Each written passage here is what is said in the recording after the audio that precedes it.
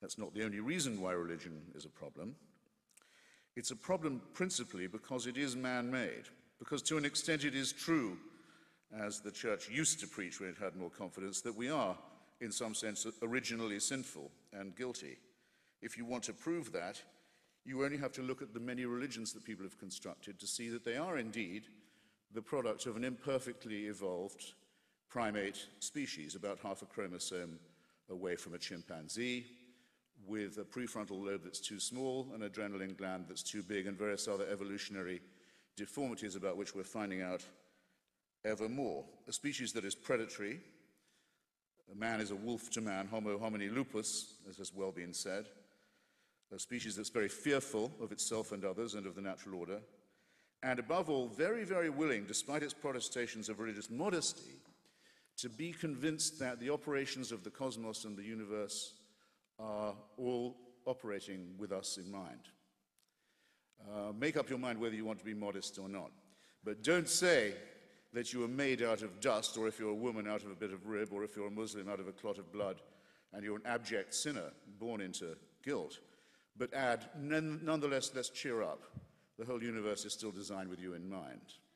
This is not modesty or humility. It's a man-made false consolation, in my judgment, and it does great moral damage. It warps, it begins by warping what we might call our moral sense of proportion. I wish that was all that could be said, though I think that's the most important thing. I ought to say why I think it ought to be credited. And I ought to add that my colleagues Richard Dawkins and Daniel Dennett have been very generous in this respect. This debate would be uninteresting if religion was one-dimensional. Religion was our first attempt to make sense of our surroundings. It was our first attempt at cosmology, for example, to make sense of what goes on in the heavens. It was our first attempt at what I care about the most, the study of literature and literary criticism. It gave us texts to deliberate and even to debate about, even if some of those texts were held to be the Word of God and beyond review and beyond criticism, nonetheless the idea is introduced, and it had never been introduced before. It's our first attempt at healthcare, in one way. If you go to the shaman or the witch doctor, and you make the right propitiations, the right sacrifices, and you really believe in it, you do have a better chance of recovery. Everybody knows it's a medical fact. Morale is an ingredient in health, and it was our first attempt at that too. It was our first very bad attempt at human solidarity because it was tribe-based, but nonetheless it taught that there were virtues in sticking together. And it was our first attempt, I would say also, this is not an exhaustive list, at psychiatric care, at dealing with the terrible loneliness of the human condition, at what happens when the individual spirit looks out shivering into the enormous void of the cosmos and contemplates its own extinction and deals with the awful fear of death. This was the first attempt to apply any balm to that awful question. But, as Charles Darwin says of our own evident kinship with lower mammals and lower forms of life, we bear, as he puts it in The Origin of Species, we bear always the ineffaceable stamp of our lowly origin. I'll repeat it, the ineffaceable stamp of our lowly origin. Religion does the same thing. It quite clearly shows that it's the first, the most primitive, the most crude, and the most deluded attempt to make sense. It is the worst attempt, but partly because it was the first.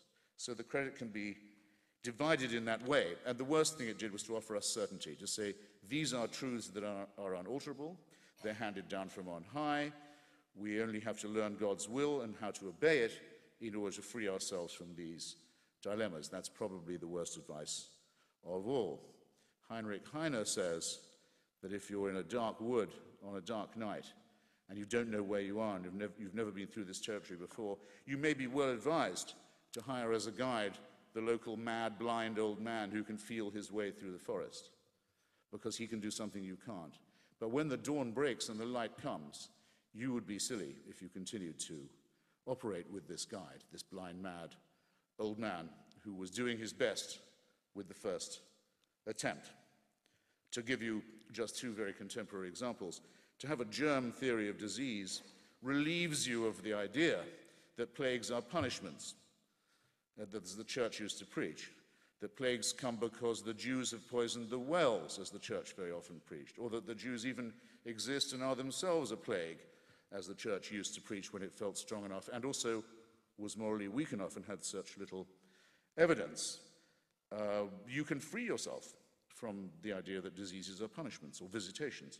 If you study plate tectonics, you won't do what the Archbishop of Haiti did the other day, speaking to his sorrowing people after his predecessor had been buried in the ruins of the cathedral at Port-au-Prince, along with 250,000 other unfortunate Haitians whose lives were miserable enough as it was, and to say, with the Cardinal Archbishop of New York standing next to him, that God had something to say to Haiti, and this is the way he chose to say it. If you study plate tectonics and a few other things, you will free yourself of this appalling burden from our superstitious, fearful primate past. And I suggest, again, to an institution of higher learning, that's a responsibility we all have to take on. If we reflect, some people say the great Stephen Jay Gould, who I admired very much, from whom we all learned a great deal about evolutionary biology, used to say, rather leniently, I think, that, well, these are non-overlapping magisteria, the material world, the scientific world, and the faith world. I think non-overlapping is too soft. I think it's more a question, really, increasingly, of it being a matter of incompatibility, or perhaps better to say, irreconcilability.